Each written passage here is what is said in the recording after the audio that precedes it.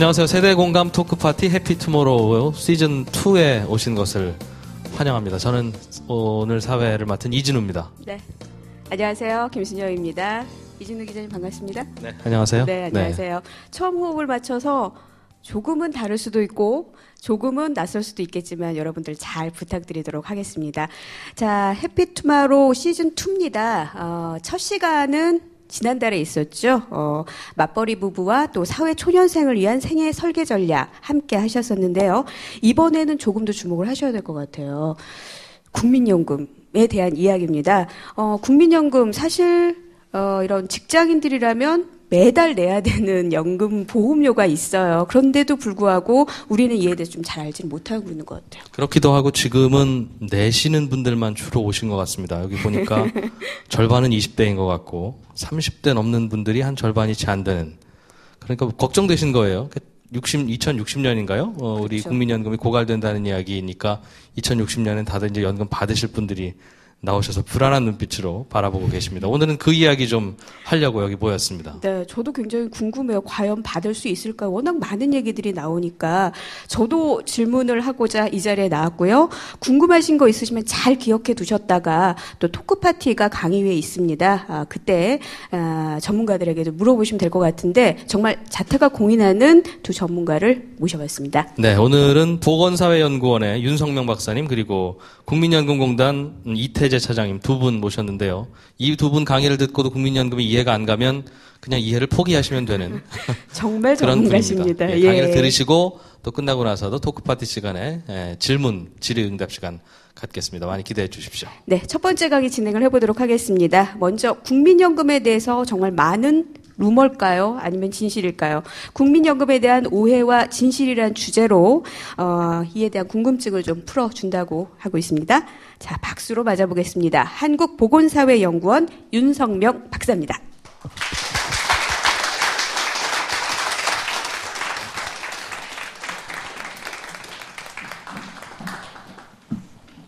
안녕하십니까. 한국보건사회연구원 윤석명입니다.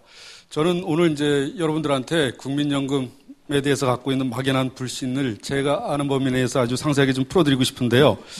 많은 분들이 좀 그렇게 생각하실 것 같아요. 특히 젊은 분들. 이거 정부가 요새 세금 걷기도 어렵다 그러니까 국민연금이라는 이름 붙여갖고 또 세금 삥 뜯는 거 아니냐. 또 그러고 또 이거 내 지금 나이가 한 20대 중반, 30대 중초반인데 60세, 65세부터 연금을 받는다 그러는데 과연 신문지상에서 보면 매번 국민연금기금이 고갈이 된다 이런 기사가 나오는데 이거 연금 받을 수 있는 건지 또 요새 또 공무원연금에 대해서 얘기가 좀 많지 않습니까? 같은 대한민국 국민인데 누구는 공무원연금 왜 또 그렇게 많이 받고 국민연금은 왜 우린 또 적게 받느냐 또 이런 부분 또 국민연금에 대해서 보면 또 연금을 부부가 같이 보험료를 냈는데 같이 연금을 받다가 배우자 한 명이 사망하면 그 배우자 부부는 또 국민연금공단인지 국가에서 지급을 안 하고 꿀꺽 삼킨다는 루머도 소문도 있는데 이건 사실인지 이런 부분에 대해서 최대한 궁금증을 좀 풀어드리도록 하겠습니다.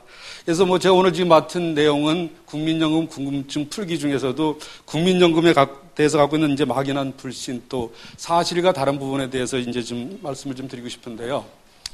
일단 제일 이제 궁금한 부분이 그런 것 같아요. 이제 국민연금이라는 게 이제 낸 거에 비해서 많이 받는다. 그래서 기금이 언젠가는 소진이 된다, 고갈이 된다 이러는데 기금이 고갈이 되면 받지 못하는가 이제 이런 부분에 대해서 이제 적지 않은 불안이 있는 것 같아요. 그런데 이게 공무원연금에 대해서는 2000년대 초에 공무원연금 개혁을 하면서 국가가 만약에 공무원연금 기금이 고갈이 되면 무슨 일이 있어도 공무원연금을 지급한다는 지급보장 조항을 집어넣는데 그런데 국민연금에 대해서는 그 지급보장 조항을 작년 초까지만 해도 넣는다 그러더니만 이게 또 빠졌어요.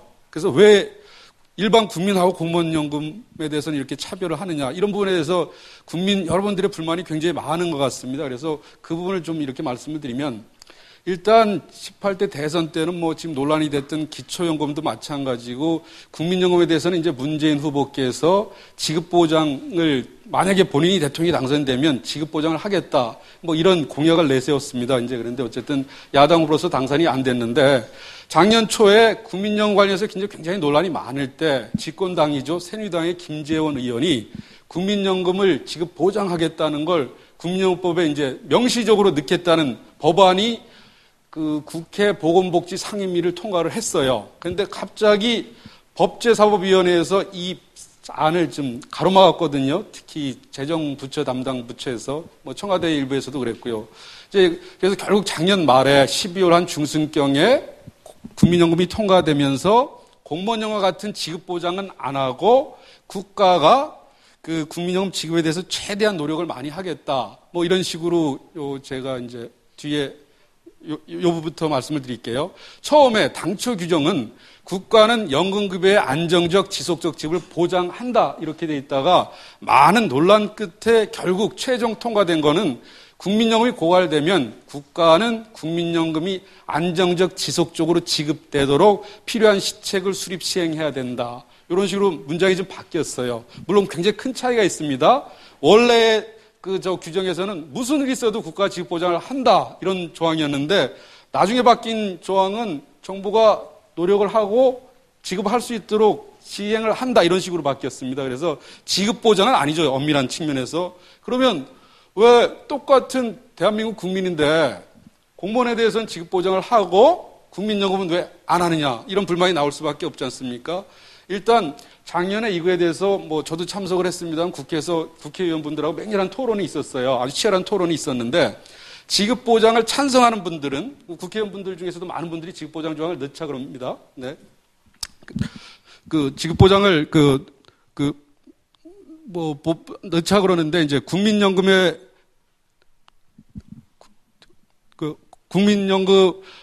대해서 지급 보장 조항이 들어가면 왜 국민연금에 대한 불신이 굉장히 해소될 거다. 또 외국에서도 이런 조항들이 있다. 독일과 일본에서도 지급보장 조항이 있다. 뭐 이런 식으로 논리를 폈었는데, 근데 뭐 자세히 들여다보면 국민연금에 대해서 독일과 일본에서 지급보장 조항을 넣은 게 없습니다. 이제 저 같은 경우는 반대 논리를 폈었는데 뭐냐면 외국에서 국민연금에 대해서 지급보장을 하는 사례는 거의 없고요.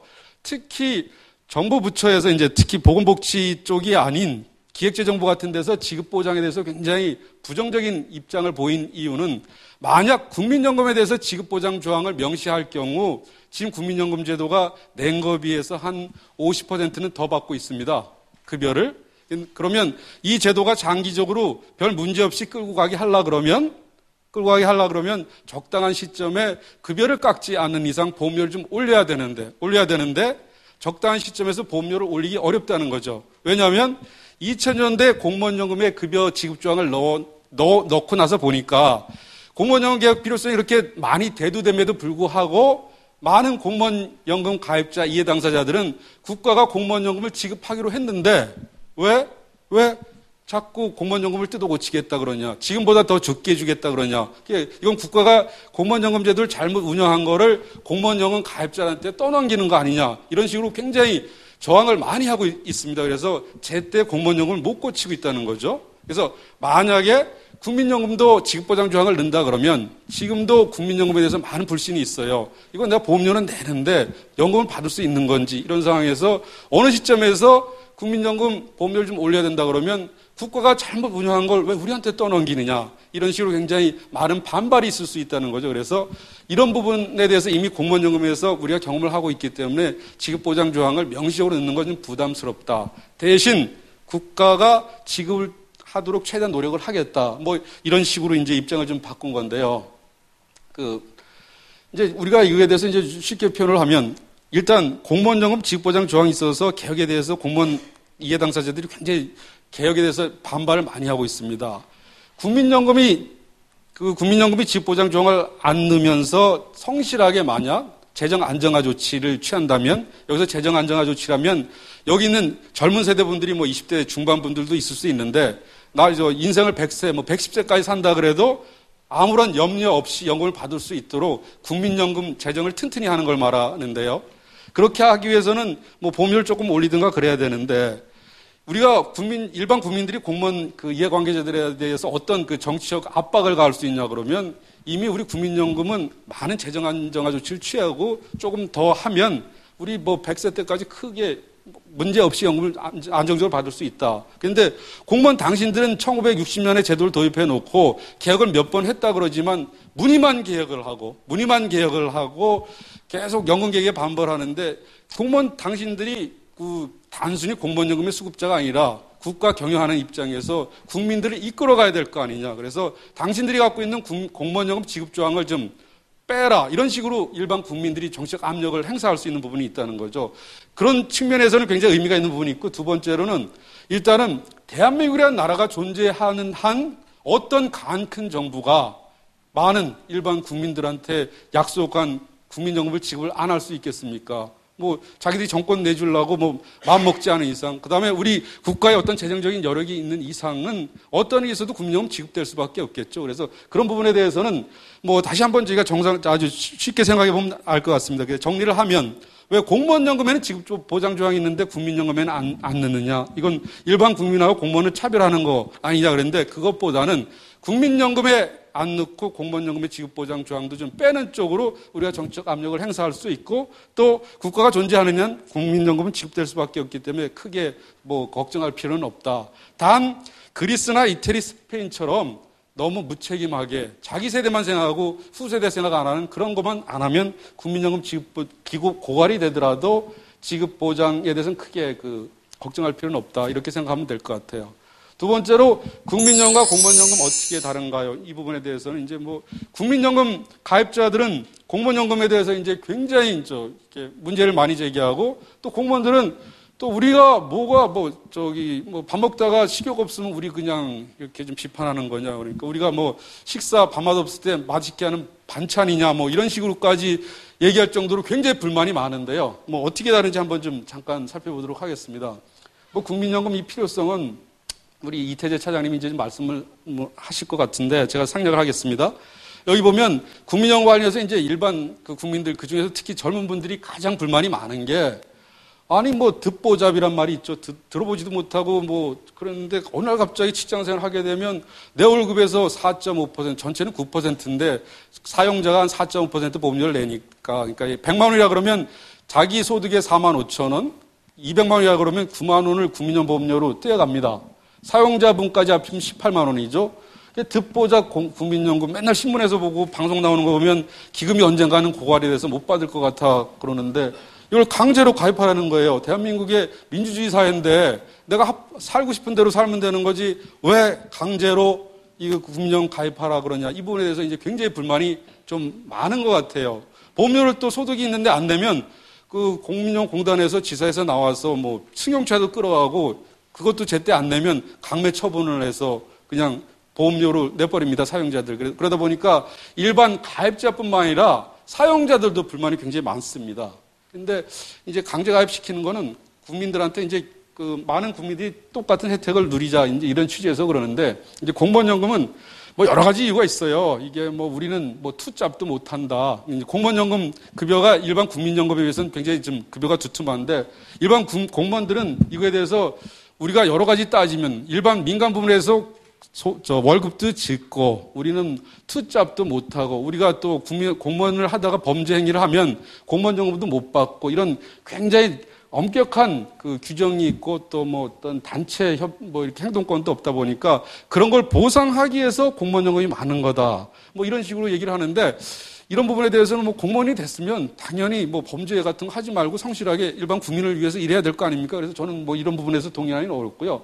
그 다음에 우수공무원 유치하기 위해서 특히 직업공무원을 뭐 이렇게 직업공무원에 대한 어떤 보상 차원에서 공무원연금을 두툼하게 한다 그러는데, 요새 이제 민간 교류, 개방직으로 해서 공무원도 많이 민간한테 자리를 또 뭐 이렇게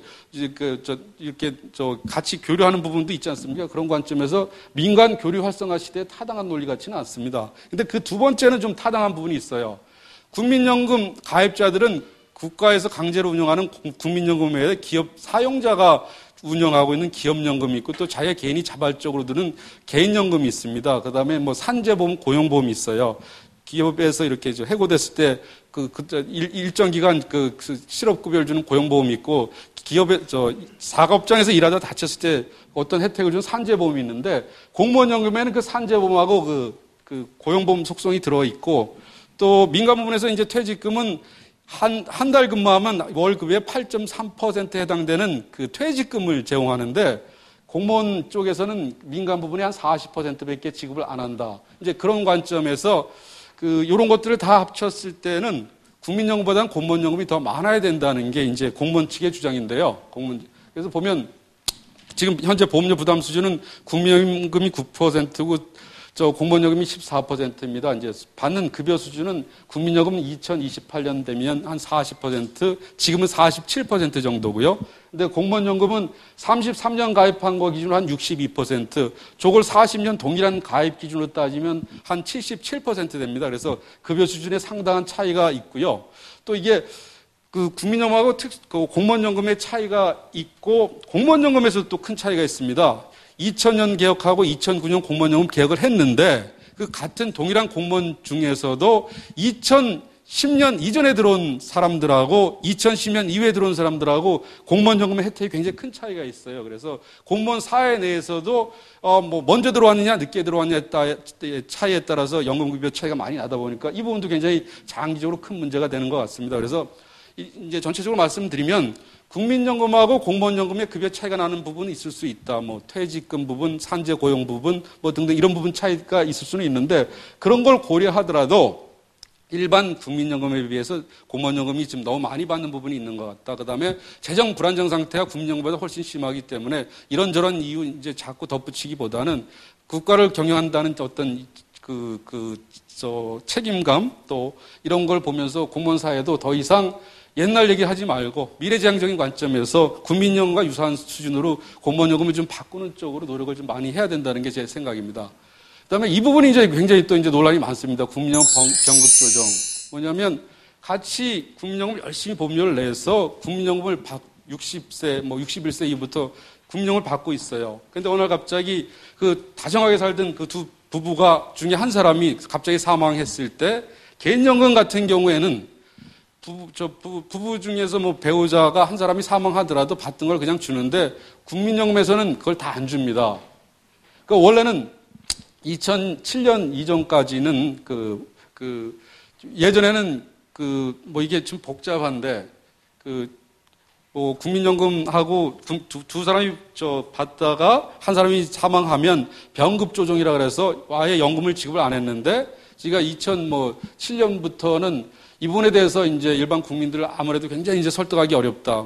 이제 기본적으로 좀 말씀드리면 이런 배경은 국민연금 전체 대상은 가족 단위보다 일반 국민 전체를 가입 대상으로 보기 때문에 이제 이런 병급 조정이라는 걸 했는데 아무래도 이게 사회보험의 속성이라고는 그러는데 설득을 하기 어려워서 전혀 지급을 안 하다 2007년부터는 배우자가 사망했을 경우 배우자가 받던 연금의 20%를 유족연금으로 지급을 합니다.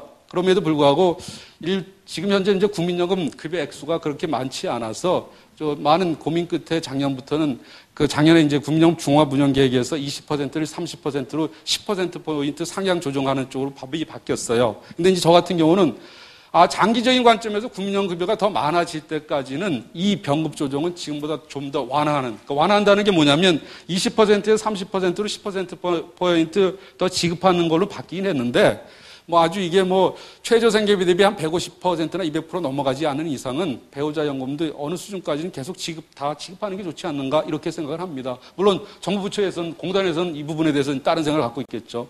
그다음에 국민연금이 주식 투자로 많은 손실을 보았나요? 이 부분에 대해서 이제 많은 논란이 있습니다. 언론에서 보면 뉴스라는 게 그렇지 않습니까? 자극적인 기사가 나와야 귀로 들어오고 눈으로 볼 수 있지 않습니까? 가끔 가을에 국정감사 때 보면 국민연금 기금 어디다 투자해갖고 다 날렸대. 이런 얘기하면 철렁하시죠, 여러분들. 내 피 같은 돈들 왜 국민연금공단에서 잘못 운영해갖고 날렸냐 그러는데 그분 좀 사실과 다릅니다. 지금 현재 금년 2월 현재 433조 원이 적립이 돼 있는데 그 중에서 이게 이제 기금이 고갈이 된다 그러지만 2043년까지 2,560조까지 기금 계속 쌓여 올라갑니다.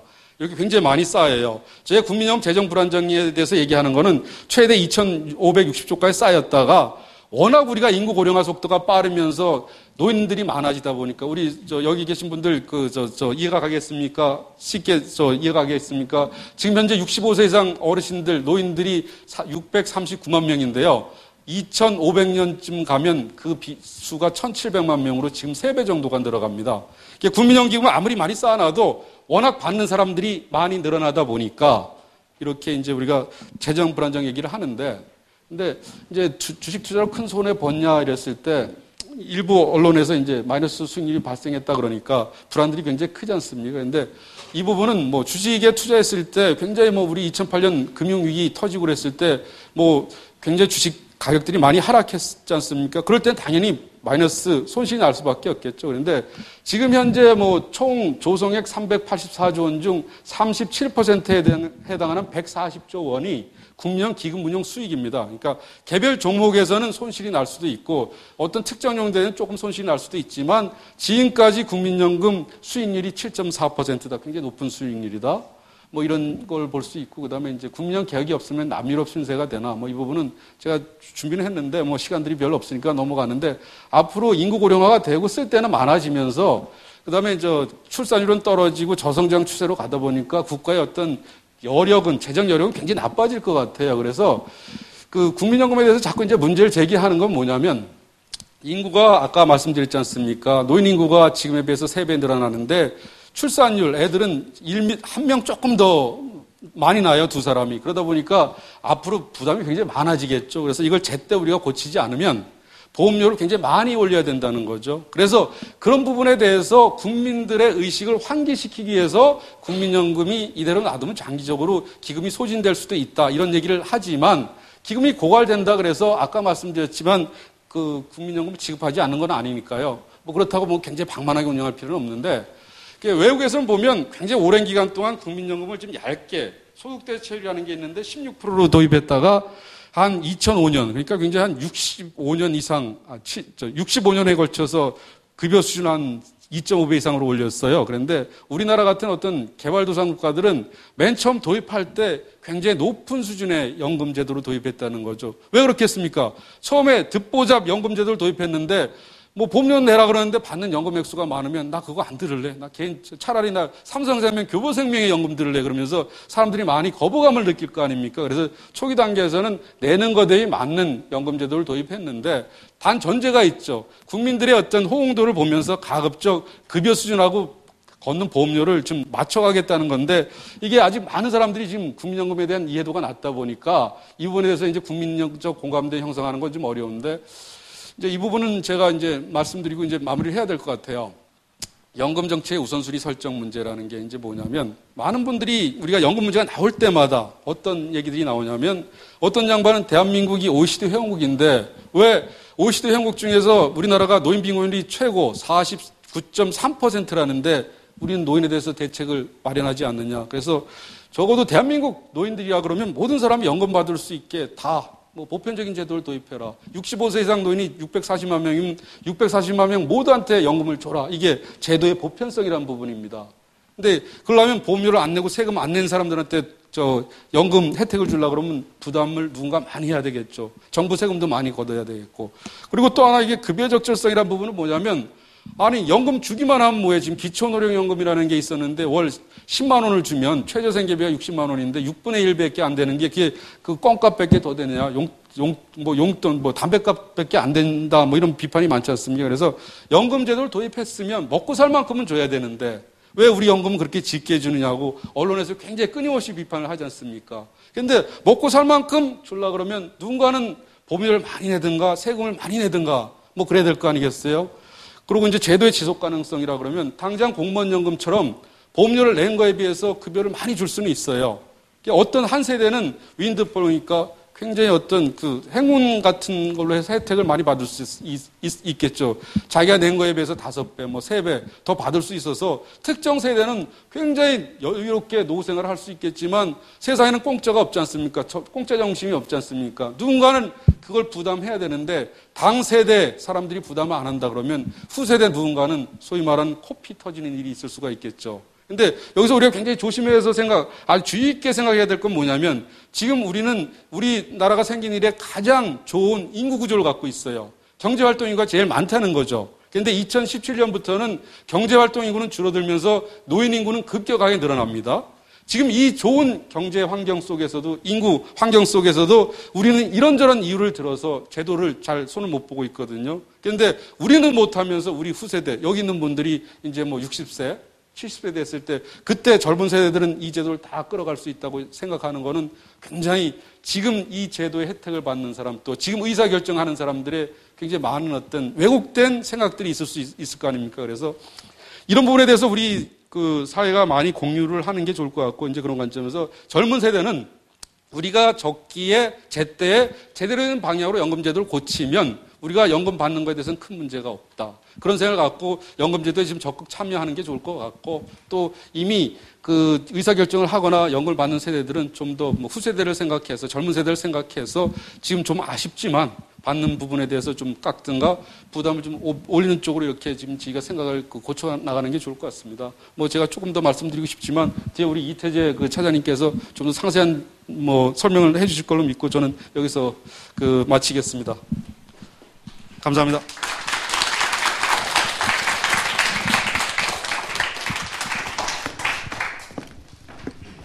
네, 윤성명 박사님 강의 재미있게 잘 들으셨습니까? 예, 짧은 시간 안에 많은 내용 설명해 주시느라고 약간 빨리 설명해 주신 부분도 있었는데 그래도 워낙 명확하게 잘 설명을 해 주셔서 네. 예습을 좀 해오신 분들은 다 이해가 되셨을 거예요. 네. 그런데 저는 왜 아직도 불안할까요? 아, 국민연금이 고갈되는 네. 문제에 그러면 대해서요? 포기를 해야 될까요? 이해하는 걸. 지금 국민연금이 고갈되더라도 국민연금은 계속 지급된다고 말씀하셨어요. 안심이 좀 되십니까? 입으로는 네라고 말씀하시지만 눈동자로는 여전히 불안한 눈동자. 예. 네. 또 질문을 하실 시간이 있으세요. 그때를 꼭 활용하셔서 여러 가지 궁금한 점을 살펴보시기 바랍니다. 저도 사실은 반밖에 이해를 못한 것 같아요. 여러분들과 네. 함께 동참을 해보도록 하겠습니다. 자, 다음에 두 번째 또 강의도 준비가 되어 있죠. 두 번째 네. 강의는 조금 생소하신 강의일 수도 있겠습니다.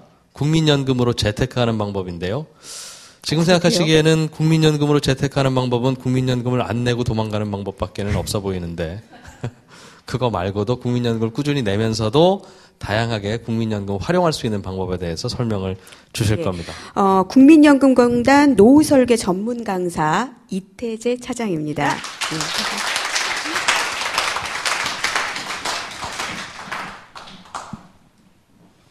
예, 반갑습니다. 여러분들 국민연금에 대해서 얼마나 알고 계신가요? 아니면 그 전에 국민연금에 대해서 얼마나 관심이 좀 있으신가요? 많은 분들이 국민연금에 대해서 관심을 끄고 사십니다. 왜 그럴까요? 어차피 받지 못할 거라고 생각하시고 포기하고 계신 건가요? 좀 전에 사회자님이 말씀하신 것처럼 국민연금을 통한 가장 좋은 재테크는 안 내고 도망가는 거다. 예, 그렇게 생각하시는 분도 아직 계실 겁니다. 정말 그렇게 포기하고 무관심 속에 방치만 해도 될까요? 자, 과연 그렇겠습니까? 그런 인식을 좀 뒤바꾸기 위해서 오늘 저는 이제 국민연금을 100% 활용하는 방법에 대해서 좀 말씀을 드릴까 합니다. 뭐 활용할 게 뭐 있다고 100%씩이나 뭐 이렇게 생각하시는 분도 계실 텐데요. 자, 들어보시면 좀 생각이 달라질 겁니다. 먼저 100%를 활용하는 데 있어서 세 가지 관점에서 접근을 해보겠습니다. 첫 번째는 연금 많이 받기입니다. 같은 값이면 많이 받는 게 좋겠죠.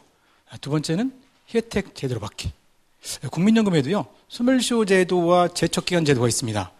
연금을 청구할 수 있을 때 바로 청구하지 않으면 날아갈 수도 있습니다. 제때 받는 게 중요하고요. 세 번째 뭐냐면 맞춤형으로 설계하기입니다. 어떤 개인이요, 국민연금 가입 이력이 각자 다르고 개인마다 또 소득과 자산의 준비 상황도 다 다르기 때문에 개인별로 맞춤형 설계가 필요하다는 겁니다. 이런 관점에서 접근을 해보겠습니다. 화면 한번 비춰보시겠습니까? 이 관점에서요, 국민연금을 100% 활용하기 위한 세 가지 분야의 기술을 제가 제시를 합니다.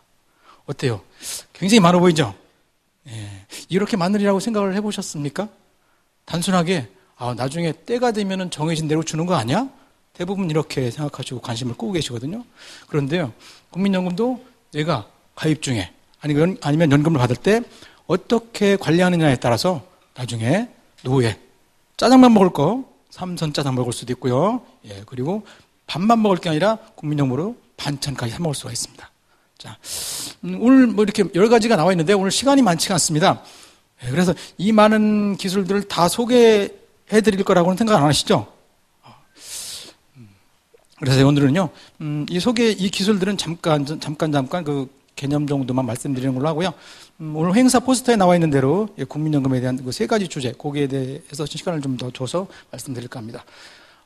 일단 세 가지 분야의 기술을 소개를 해드리면요. 첫 번째가 가입의 기술입니다. 국민연금을 언제 어떻게 가입하고 보험료를 어떻게 내느냐에 따라서 나중에 내가 받게 되는 연금액이 달라질 수가 있습니다. 두 번째는 수령의 기술입니다. 언제부터 받느냐에 따라서 연금액이 달라질 수가 있고요. 또 제때 놓치지 않고 받는 것도 중요하죠. 세 번째는 조합의 기술입니다. 노후 자금의 준비 방법이 국민연금만 있는 게 아니고 공무원연금도 있고 기초연금도 있고 다양하기 때문에 이 연금들을 어떻게 시기적으로 분산하고 또 받으면서 어떻게 조합해서 받느냐에 따라서 내 연금액이 일정 부분 감액될 수도 있고요. 금액이 더 늘어날 수 있습니다. 그렇기 때문에 중요합니다. 자, 가입의 기술부터 보겠습니다. 첫 번째는 가입기간 늘리기입니다. 모든 금융상품이 그렇듯이요. 가입기간, 저축하는 기간이 길면 길수록 연금액이 많아지겠죠. 자, 여기서 국민연금의 가입기간이라는 건요. 보험료를 납부한 개월수만 말하는 겁니다. 자, 그리고 두 번째, 일찍부터 가입하기입니다. 국민연금은 가입을 해서 10년만 납부하시면 연금을 드립니다. 그러면 그렇게 생각되시죠? 지금은 너무 좀 어려워. 나중에 때가 되면 좀 여유가 되면 그때 가서 천천히 납부하더라도 어차피 10년만 내면 연금을 줄 거 아닌가? 그렇게 생각하실 텐데요. 가능하면 일찍 가입하는 게 좋습니다. 자, 이 두 부분에 대해서는요, 국민연금 급여 산식을 가지고 말씀을 드릴까 합니다. 국민연금은요, 그냥 주먹구구식으로 지급하는 게 아니고요, 법에 엄격하게 규정된 급여 계산식에 의해서 급여를 계산을 합니다. 자, 그 식이 좀 어려워 보이나요? 일반 이자 계산하는 것보다는 간단합니다. 일반 이자 계산처럼 뭐 제곱근이 들어가고 뭐 이렇게 루트가 들어가고 제곱이 들어가고 그런 것도 없습니다. 단순하죠? 더하기와 곱하기만 이루어졌습니다. 자, 보시면요. 1.5 A 플러스 B 곱하기 20분의 N입니다. 자, 여기 1.5라는 건요. 소득 대체율을 정하는 비례상수입니다. 자, 여기서 소득 대체율이라는 생소한 용어가 나오는데요. 이 용어의 개념이 뭐냐면요. 그 가입자가 가입 기간 중에 적용받았던 그 평균 소득 대비 나중에 몇 %의 금액을 연금으로 주느냐, 요걸 소득 대체율이라고 합니다. 그래서 여기 나오는 1.5는 그 소득 대체율을 50%, 그 가입 기간 중 소득의 50%를 맞춰주기 위한 비례상수입니다. 그리고 이 50%라는 것은 국민연금에 가입한 전체 가입자의 평균 소득으로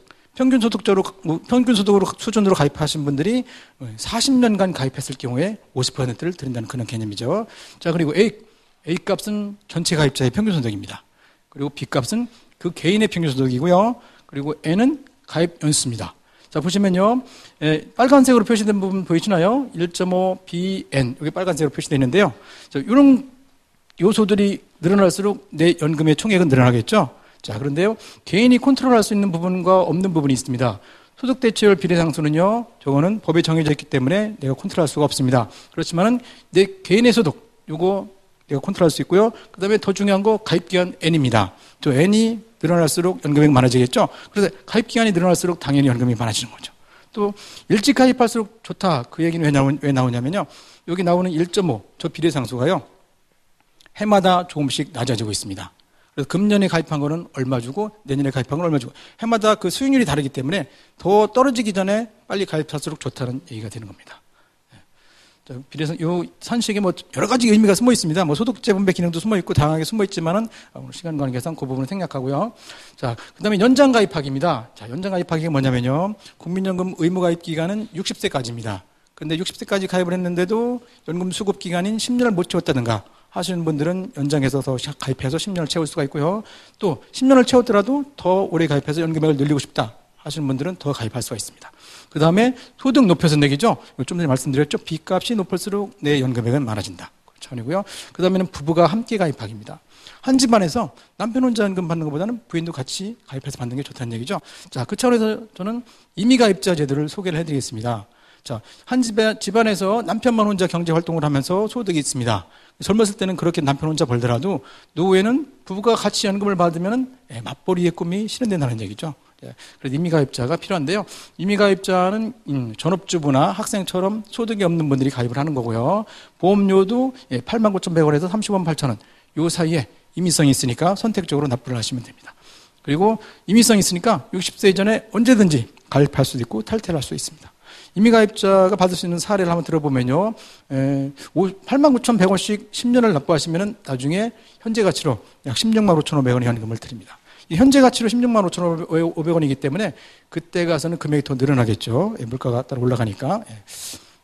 다음에 이제 반납과 추납하기입니다. 이것도 가입기간 늘리기의 일환인데요. 반납이 뭐냐면요. 예전에 국민연금에 가입하셨던 분들이 일시금으로 타먹은 게 있습니다. 그걸 반납하시면은 기간이 다시 대라산하기 때문에 기간이 늘어나고요. 추납하기가 뭐냐면은 추후 납부의 준말입니다. 국민연금 가입 기간 중에 소득이 없어서 납부를 면제받았던 부분이 있습니다. 그것을 추후에 납부하시면 기간이 더 늘어나겠죠. 그 다음에 보험료 지원받기입니다. 같은 금액을 받는다면 당연히 보험료는 적게 낼수록 좋겠죠. 보험료를 적게 낼 수 있는 방법인데요. 여기는 두 가지 방법이 있습니다. 첫 번째는 두루누리 사회보험입니다. 그래서 소규모 사업장에 저소득 근로자에 대해서는 국가에서 국민연금 보험료를 절반을 지원해 줍니다. 그럼 자기 부담은 줄어들겠죠. 내 부담이 줄어들고 연금의 같은 금액을 받으니까 당연히 수입비는 높아질 거고요. 그 다음에 농업인 보험료 지원이라고 해서 농업에 종사하는 지역가입자분들에게는 한 달에 38,250원씩 지원을 해드리고 있고요. 부부가 많이 같이 농사를 짓는다면 같이 지원을 받을 수가 있습니다. 자, 그 다음에 미납금 납부하기. 미납금을 내면 당연히 납부할 수가 늘어나기 때문에 가입기간도 늘어나겠죠. 자, 근데 여기서 미납금 납부하는 것은요, 미납된 시점으로부터 3년 안에 납부를 하셔야 됩니다. 시간이 지나버리면 징수권이 소멸돼서 받을 수가 없어요. 자, 그 다음에 크레딧 제도입니다. 좀 생소하신데요. 국민연금에는 두 가지 크레딧이 있습니다. 만약에 출산 크레딧과 군복무 크레딧인데요. 만약에 2008년 이후에 자녀를 출산했다. 그럴 경우에는 가입기간을 더 늘려드립니다. 그리고 2008년 이후에 6개월 이상 군복무. 저거는요, 현역금액만 드리는 게 아니고 공익근무연도 가능합니다. 군복무 했을 경우에 가입기간을 6개월 더 늘려주는 거죠. 자, 가입기간이 늘면 뭐가 늘어난다고요? 연금액이 늘어나는 겁니다. 지금까지 이제 가입의 기술에 대해서 알아봤고요. 그 다음은 수령의 기술입니다. 자, 언제 받는가가 중요한데요. 자, 제때 받는 것이 중요할 수도 있습니다. 제때가 언제냐? 출생 연도별로 연금 받는 시기가 각각 다릅니다. 보시면요. 노령연금 등 20개시 연령이라고 해가지고요. 1952년생까지는 60세부터 받는데요. 53년생 이후부터는 연금 받는 나이가 갈수록 늦어지고 있습니다. 본인이나 배우자분들이 언제부터 연금을 받는가 한번 기억해 두시고요. 자, 여기 보면은 62세, 63세 갈수록 늘어나고 있죠. 근데 우리나라 지금 기업들의 은퇴 연령이 몇 살 정도 되나요? 50? 한 4, 5세 정도 되시죠? 예, 그렇습니다. 그리고 54, 5세 은퇴하셔가지고 집으로 돌아왔습니다. 재취업도 안 되고 있어요. 그럼 소득이 없죠? 막막합니다. 그럴 때 활용할 수 있는 게 국민연금 당겨받기입니다. 아까 받을 수 있는 그 연령보다 더 당겨서 받을 수가 있다는 거죠. 이것을 조기 노령연금이라고 합니다. 당겨서 받는 대신에 금액이 좀 줄어듭니다. 그 다음에 당겨받기 하면 금액이 줄어드는데요. 반대로 늦춰서 받기도 있습니다. 늦게 받는다는 얘기죠. 이것을 연기연금이라고 하는데요. 1년을 늦출 때마다 연금액이 7.2%씩 늘어나게 됩니다. 그런데 이거 늦춰받는 대신에 그 기간 동안에 받는 연금을 포기해야 되기 때문에요. 일반적인 수급자분들이 이용하기는 그렇습니다. 왜냐하면 그 포기한 금액을 더 늘어난 금액으로 상계하기까지는 약 14년이라는 세월이 걸리기 때문에 일반적인 분들에게는 권하기가 그렇고요. 밑에 나오시는 것처럼 소득자 노령연금이라고 해가지고 연금을 받을 연령이 되는데 소득이 있으시다. 어느 정도? 밑에 나와 있는 것 정도의 소득이 있는 분이다. 그러면 원래 받을 금액보다 연금액을 줄여서 받게 되는데요. 그러면 그런 분들은 어차피 줄여서 받을 바에야 좀 늦춰서 받는 게 더 낫지 않는가. 이렇게 해서 선택하실 수는 있습니다. 늦춰받기였고요. 그 다음에 나눠받기입니다. 국민연금이 무슨 기부금 차원에서 나눠받는 건 아니고요. 국민연금은 분할연금 제도라는 게 있습니다. 그래서 이혼을 하시면 부부가 연금을 나눠야 됩니다. 자세한 사항은요, 이 사이트에 들어가셔가지고, 화면을 참조하시고요. 네, 그 다음에 놓치지 않고 받기입니다. 국민연금에도 아까 말씀드린 것처럼 소멸시효 제도 같은 게 있어서 때를 놓치면 못 받을 수 있습니다. 여기 한 가지 사례로는 장애연금을 말씀드리는데요. 가입 중에 질병이나 부상으로 장애가 남았을 경우에 장애연금을 받을 수가 있거든요. 그리고 이외에 또 유족연금도 있습니다. 가입 중 사망했을 경우에 유족연금. 받을 수 있을 때가 됐는데 그때 청구를 하지 않는다. 그러면 소멸시효 제도가 있기 때문에 5년이 지나면 청구를 못해서 다 날아갈 수 있거나 적게 받을 수도 있다는 거죠. 자, 그 다음에 부양가족연금 받기입니다. 부양가족. 일종의 가족수당 성격이 급여인데요. 수급권자에게 배우자나 자녀, 부모가 있을 경우에는 이 정도의 금액을 연금액에 더 얹어드립니다. 같은 값이면 돈만 원이라도 더 받는 게 좋겠죠? 챙기시고요. 자, 지금까지 수령의 기술이었습니다. 다음에는 이제 조합의 기술이에요. 국민연금과 다른 연금들을 어떻게 조합하느냐에 따라서 연금액이 늘어나거나 줄어들 수 있거든요. 자, 첫 번째로 국민연금과 국민연금의 조합입니다.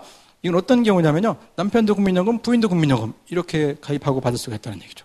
지금 이거에 대해서는 어떻게 생각하고 계십니까? 그런 얘기 많이 들으셨을 거예요. 부부가 같이 국민연금에 가입해도 나중에 한 사람밖에 못 받는다. 이런 얘기를 많이 들으셨을 텐데요. 자, 실상은 이렇습니다. 부부가 만약에 국민연금에 가입해서 각자 10년 이상을 냈다. 그러면은 각자 수급 연령에 도달했을 때 자기 연금을 자기가 받습니다. 이렇게 두 노인분이 연금을 받고 계시다가 대개 남편 쪽에 먼저 돌아가시죠. 그럼 남편이 연금을 받다가 돌아가시면 부인에게 유족연금을 남기고 가십니다. 몇 퍼센트를 남기고 가나요?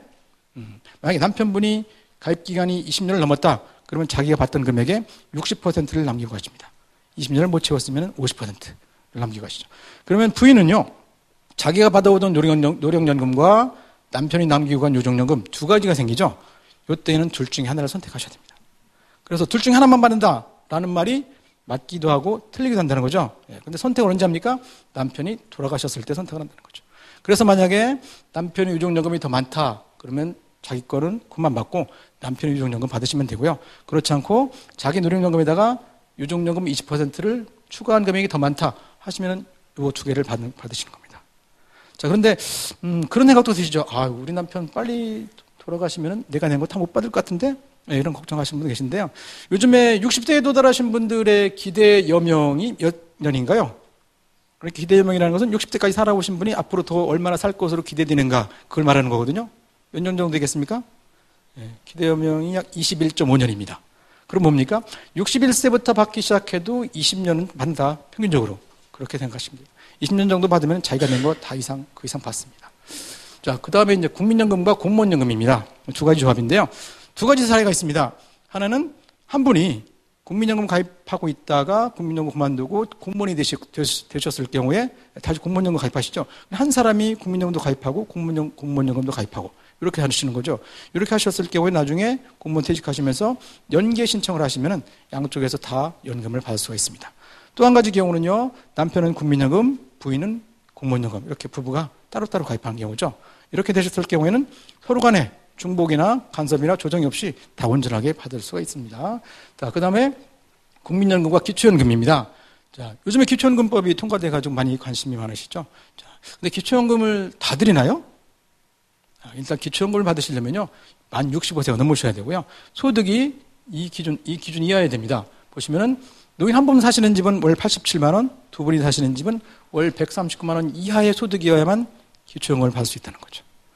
이 소득에는요, 근로소득, 사업소득 다 들어가시고요. 연금도 공적연금, 사적연금 다 들어갑니다.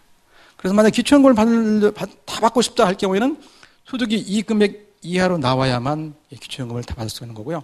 만약에 그렇지 않고 여러 가지 감액 조치가 있기 때문에 적게 받으면 2만 원도 받고요. 4만 원도 받고 그렇습니다.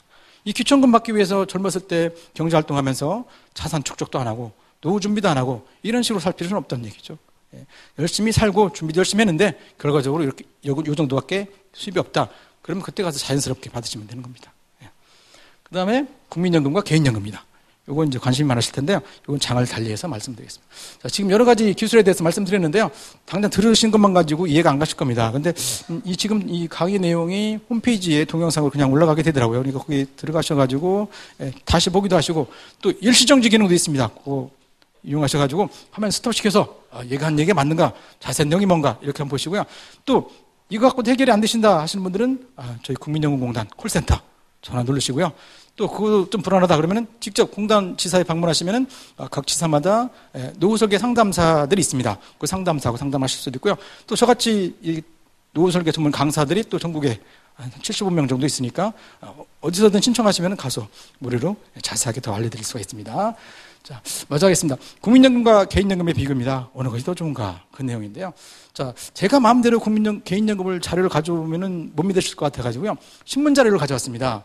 이게 이제 2012년도에 신문 기사인데요.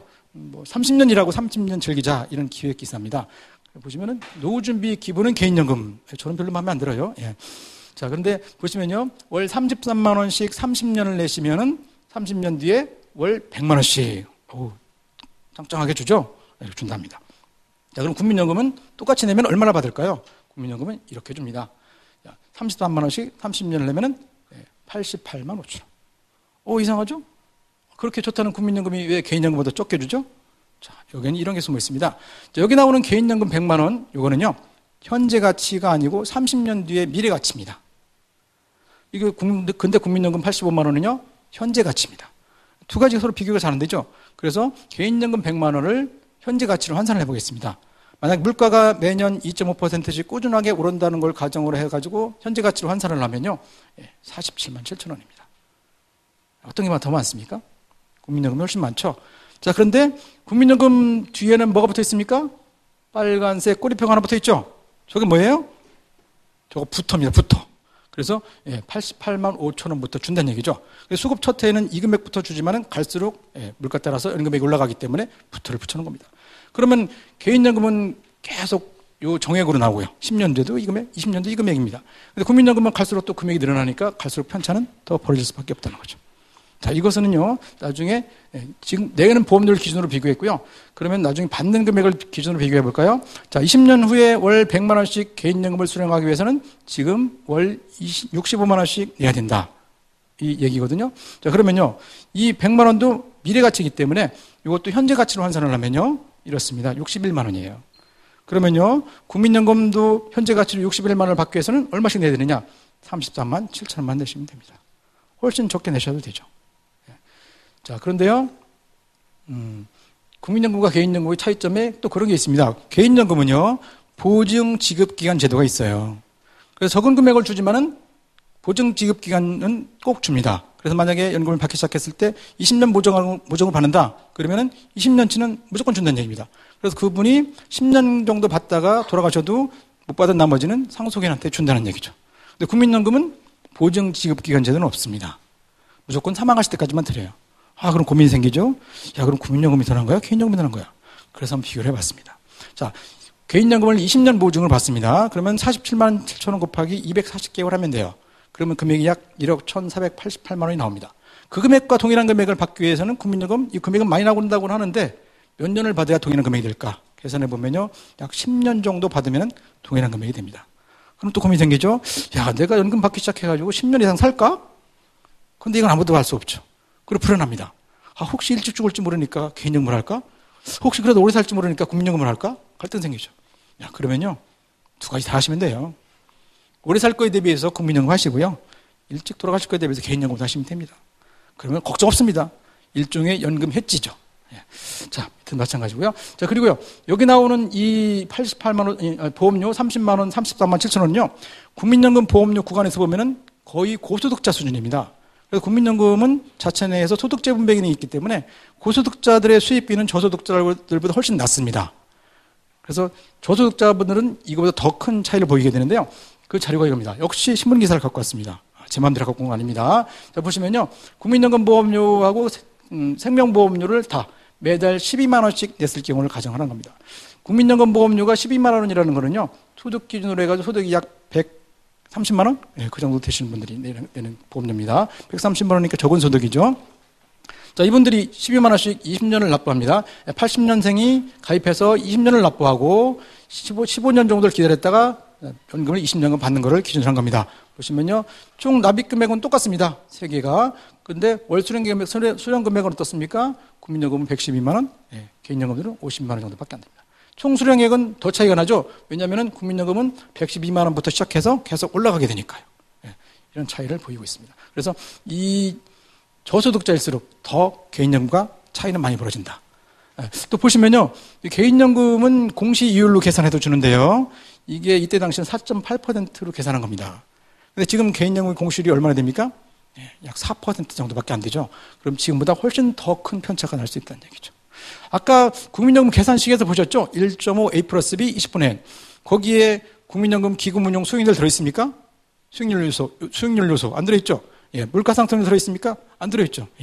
물가상승이나 국민연금 관계 없습니다. 자, 마지막입니다. 낸 돈보다 많이 받을 수 있는가? 여러 가지 설명 방법이 있지만요, 저는 이 방법을 택했습니다. 지금 보시는 게 이게 소득 대체율입니다. 소득 대체율이 갈수록 떨어진다고 말씀드렸죠. 이렇게 떨어지고 있는데요, 이것은 평균 소득자가 40년을 가입했을 경우에 받게 되는 소득 대체율입니다. 근데 사실상 40년씩 가입하신 분 많지 않습니다. 뭐 현실성이 좀 떨어지죠. 그래서 현실성 있게 20년만 가입하는 걸로 비교를 해봤습니다. 20년 가입했을 경우에는 딱 절반씩 줄어듭니다. 자, 30%, 25%씩, 20%씩 받는다는 얘기죠. 자기 가입 기간 중 소득에. 20%, 30%를 받는데요. 그러면 보험료는 자기 소득의 몇 %를 내고 있죠? 국민연금 보험료 몇 % 내시나요? 관심 없으시죠? 예, 뭐 컴퓨터가 알아서 떼줍니까? 예. 자, 9%씩 내고 있습니다. 그럼 뭡니까? 자기 소득의 9%를 내고 25%, 20%를 받는다는 거죠. 그러면 2배 이상 받는 거죠. 예. 지급률이 아무리 떨어져도 20%, 2배 이상은 된다는 얘기입니다. 자, 그리고요, 여기 보이십니까? 제도 초기에는 소득 대체율, 지급률이 무려 70%였습니다. 70%였고요. 이때는 보험료율도요, 9%가 아니라 3%, 6%였습니다. 그럼 뭡니까? 지금보다 조건이 훨씬 좋았죠. 예, 반납금 얘기를 하려고 합니다. 자, 반납금. 예전에 일시금을 타먹으신 분들은요, 주로 요 70% 지급률이었을 때 가입했던 걸 일시금을 타먹었습니다. 이걸 만약에 반납을 하시면요, 그 기간이 다시 되살아나는 거기 때문에 70%의 지급률을 계산하는 연금으로 계산해서 준다는 얘기입니다. 그러니까 반납하시면 국민연금 제도 내에서는 무조건 유리하다고 볼 수가 있다는 겁니다. 국민연금 콜센터 전화번호는 1355번입니다. 자, 제 강의 여기서 마치겠습니다. 예, 고맙습니다.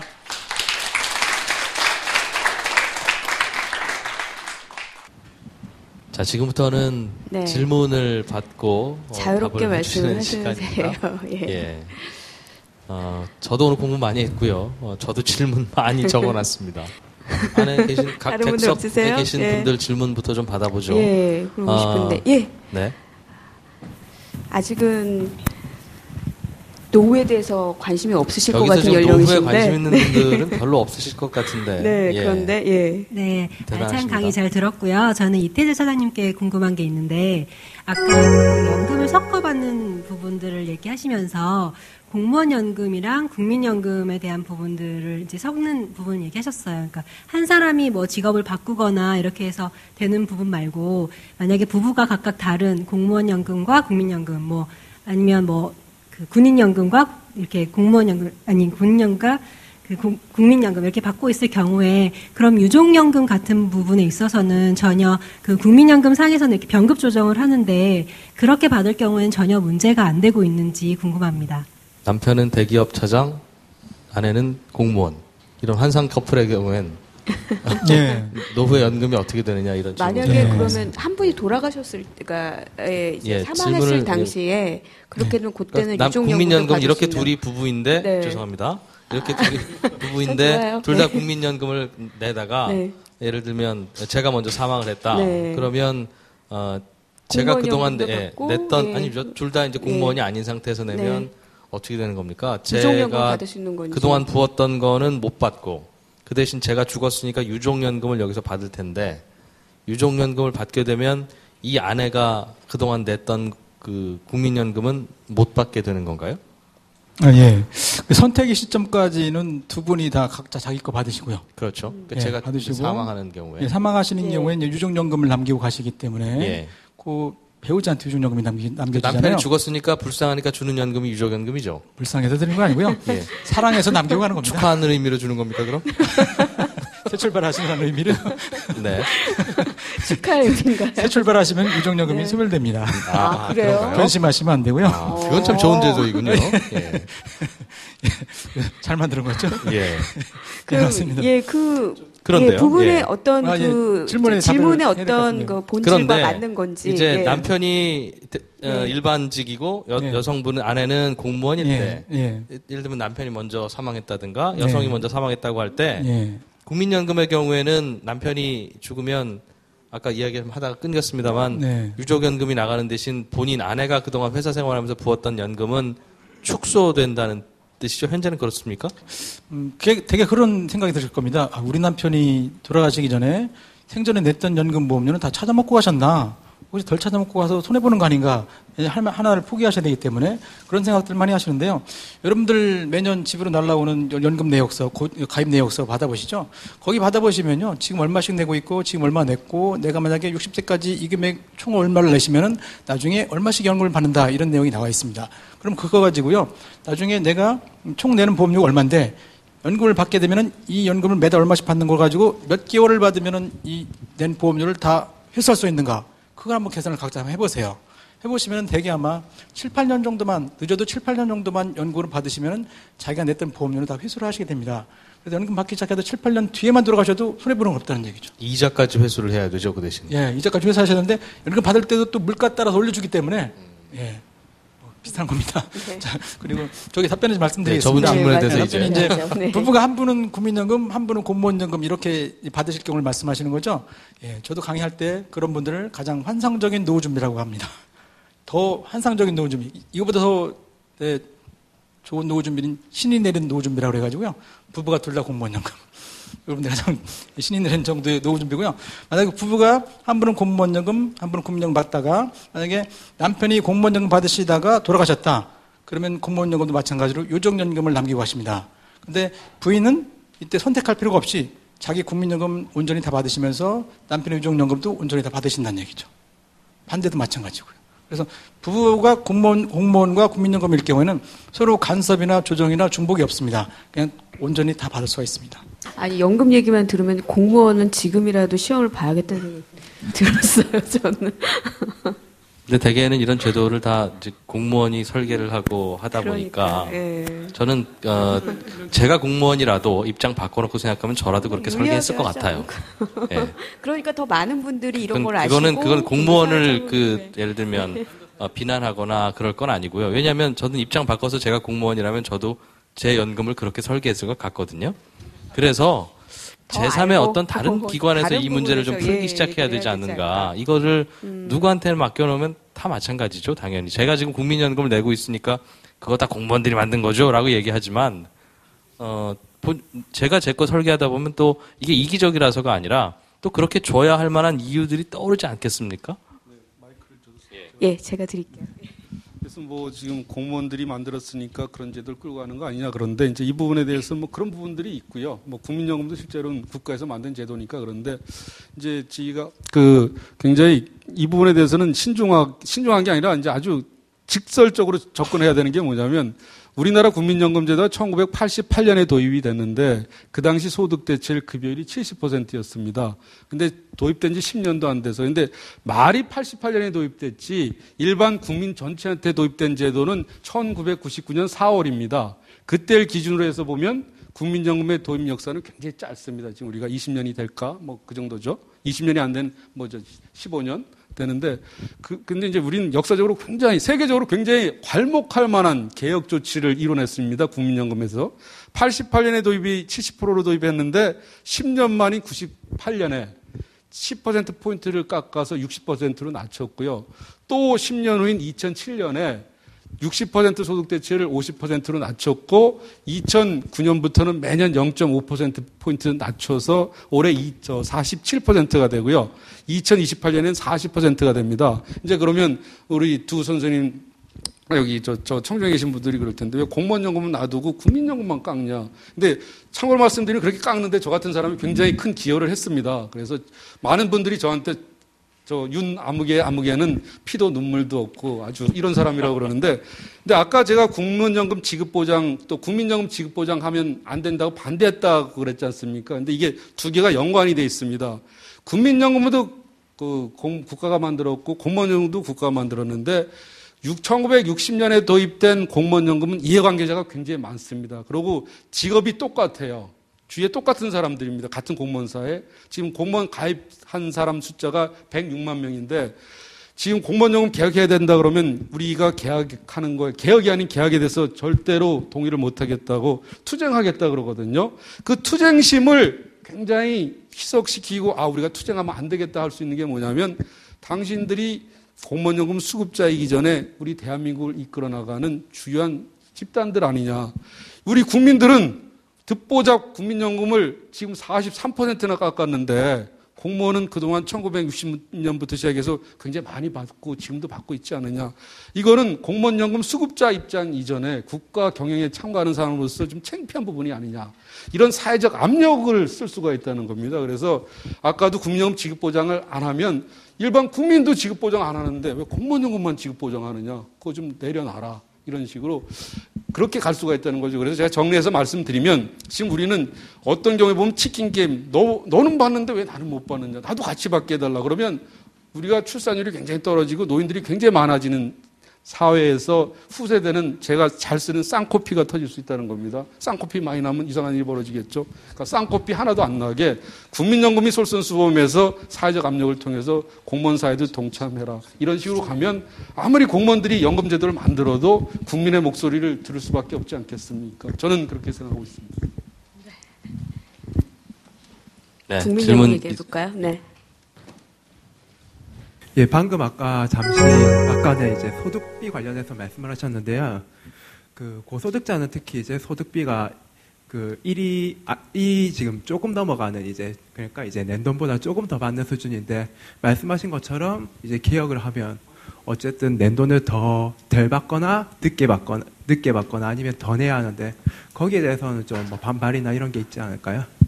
그런 쪽에서 이제 난 뭐 가입을 안 하겠다 이런 식으로 이제 반발 운동이 생길 수도 있을 것 같은데 그에 대해서 어떻게 생각하는지 궁금합니다. 차장님이 말씀을 해주셔도 될까요? 아니면 박사님 말씀? 네. 제가 답변 드릴까요? 네. 네, 맞습니다. 고소득자들이 자기가 부담한 거에 비해서 저소득자보다 낮은 수입비를 받기 때문에 가입을 거부하거나 반발할 수 있다. 그런 질문을 하시는 거죠? 예, 그럴 수도 있습니다. 왜냐하면 누구나 다 쫓겨내고 많이 받기를 원하니까요.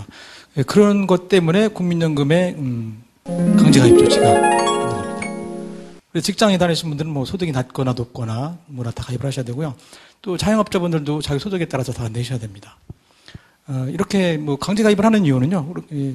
이 국민연금제도가 사회보험제도고 사회보험제도가 이 사회적 위험을 분산시켜서 보다 폭넓게 분산시켜서 위험을 좀 나누기 위해서 하는 거기 때문에 가입의 폭을 더 넓게 해야 될 필요가 있습니다. 그래서 모든 국민에게 다 가입의 의무를 지우는 거고요. 그러므로 인해 가지고 위험을 좀 더 분산시켜서 각자 개인이 좀 더 낮은 위험을 부담하면 된다는 얘기죠. 그런 차원에서 하는 거기 때문에 우리 반발하셔도 어쩔 수는 없습니다. 지금 상태에서. 제가 좀 보충 설명을 해드리겠는데요. 그러니까 우리 이태재 차장님께서 아까 국민연금과 개인연금 비교를 많이 했습니다. 근데 이제 비교를 제가 조금 말씀한 뒤에 이 차장님 그 보완을 좀 하겠는데요.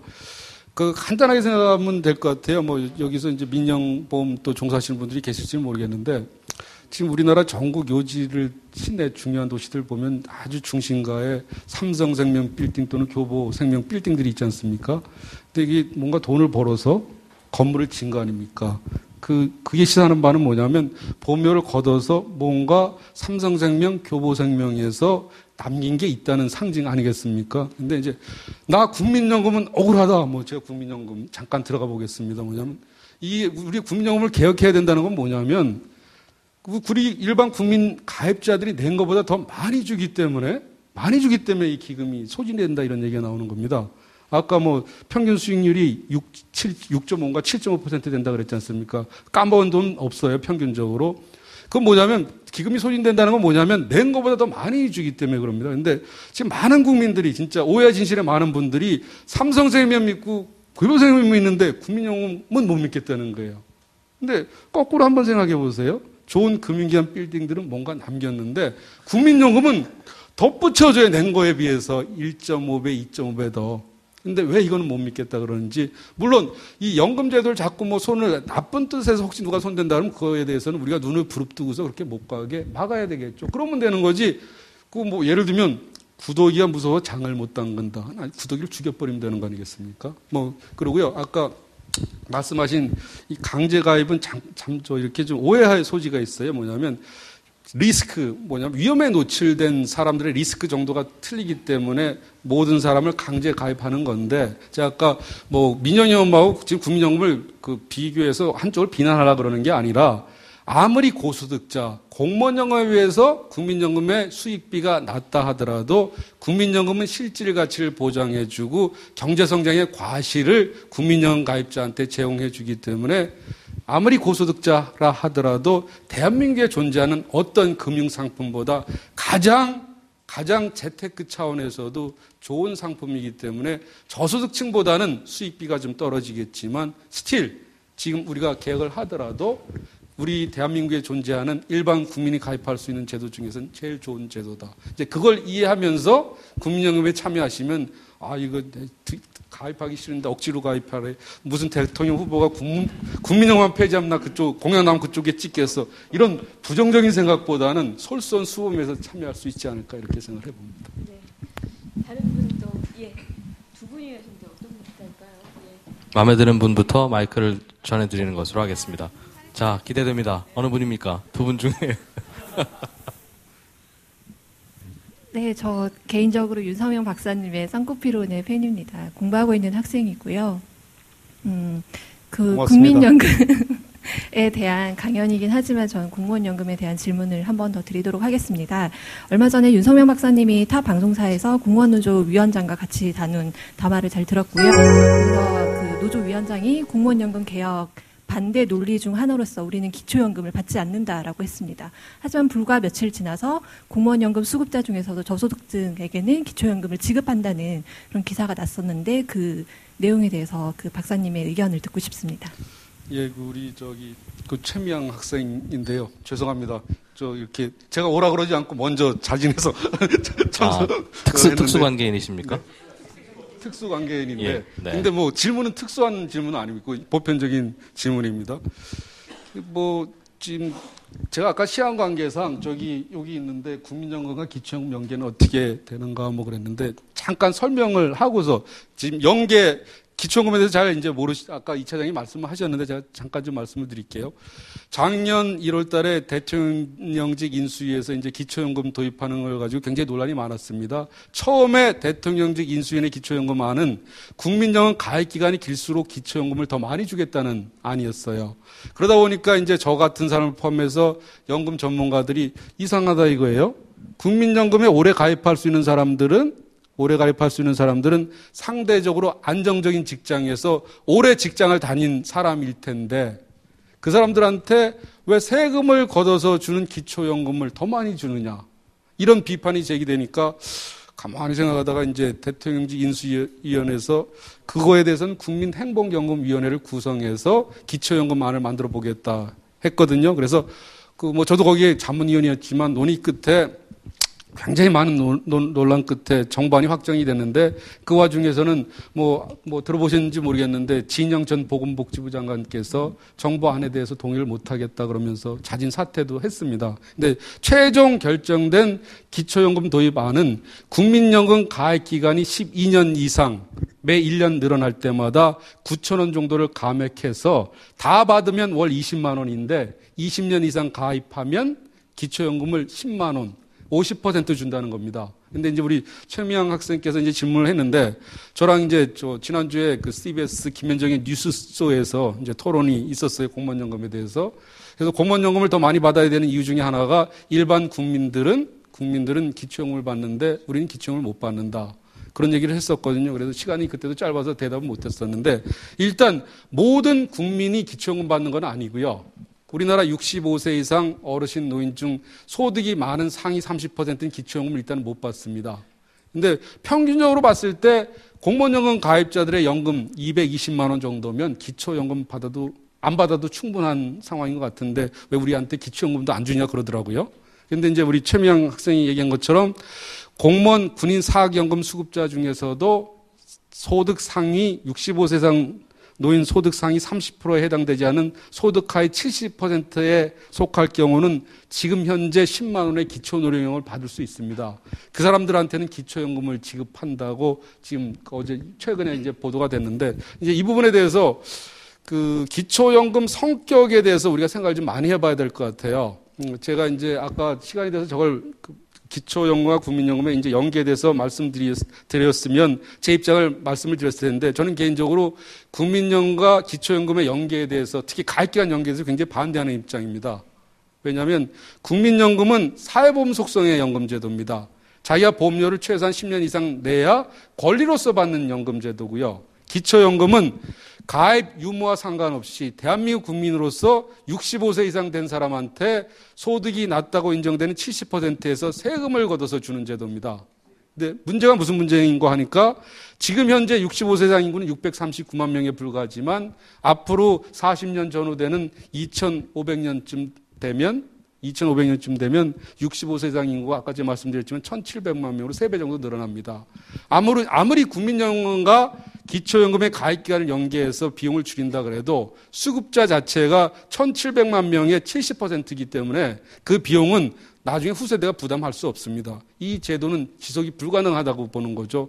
그런 제도를 일반 국민이 받는다고 공무원도 받게 해달라 그러는 건 굉장히 약간은 진짜 지나치게 나간 그 이상 단어 표현은 그런데 하여튼 적절하지 못한 자세가 아닌가 그렇게 생각합니다. 그래서 그런 부분, 뭐 공무원, 군인, 사학연금 수급자 중에서도 연금을 아주 조금 받는 사람이라면 모르겠는데 기본적으로 공무원, 군인, 사학연금을 받으려고 그러면 가입 기간을 20년 이상 채워야 되기 때문에 그 연금액이 그렇게 적을 것 같지는 않거든요. 그리고 가입 기간 20년을 채우고 나면 한 달에 대략 어느 정도 받습니까? 최소 받을 때? 이건 100% 소득비례 연금이기 때문에 가늠하기 좀 쉽지는 않은데. 뭐 40만 원이나 30만 원 받는 분들도 있어요. 공무원 연금이요. 예. 그거보다는 더 많죠. 네. 그런데 이 기초연금을 제대로 받으려면 1인 가구인일 경우는 87만 원인가요? 89만 원. 89만 원. 이 두 분이 노후에 사시는 분이면 139만 원. 139만 원 이상 받으면 안 되는데 20년 이상 군인연금 같은 특수직역 연금을 받았을 경우에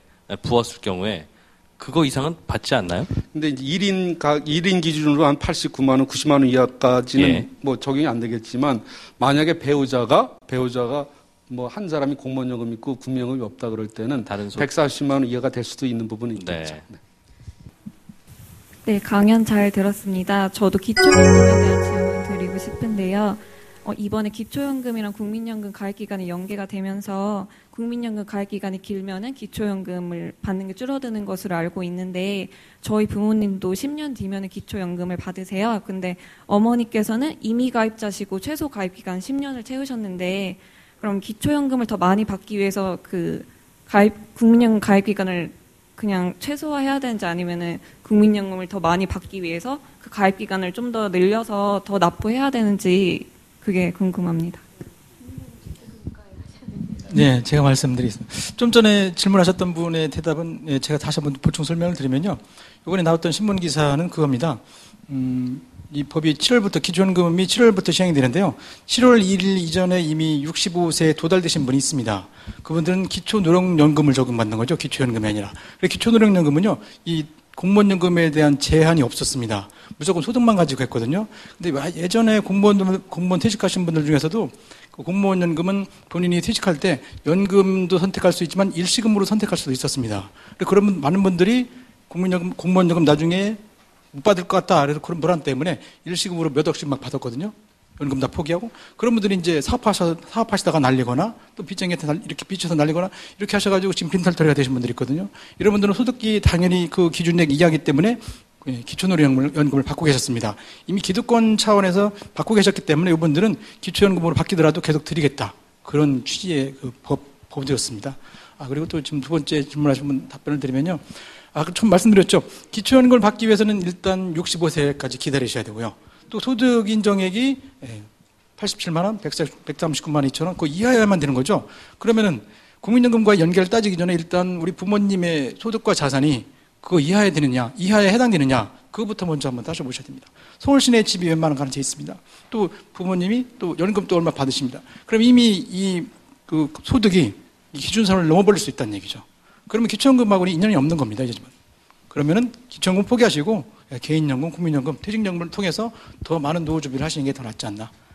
그렇다고 뭐 미리 땅 다 팔고 집 다 팔고 이렇게 하실 필요는 없지 않습니까? 그래서 욕심내지 마시고요. 그냥 순리대로 준비하시면서 나중에 보니까 할 수 없이 기초연금에 의지해야겠다. 그때 받으시는 겁니다. 그리고 국민연금 가입할수록 기초연금과 연계돼가지고 금액이 줄어든다고 하는데요. 그 기초연금액이 줄어드는 거에 비해서 국민연금을 가입함으로 인해가지고 늘어나는 금액이 더 많습니다.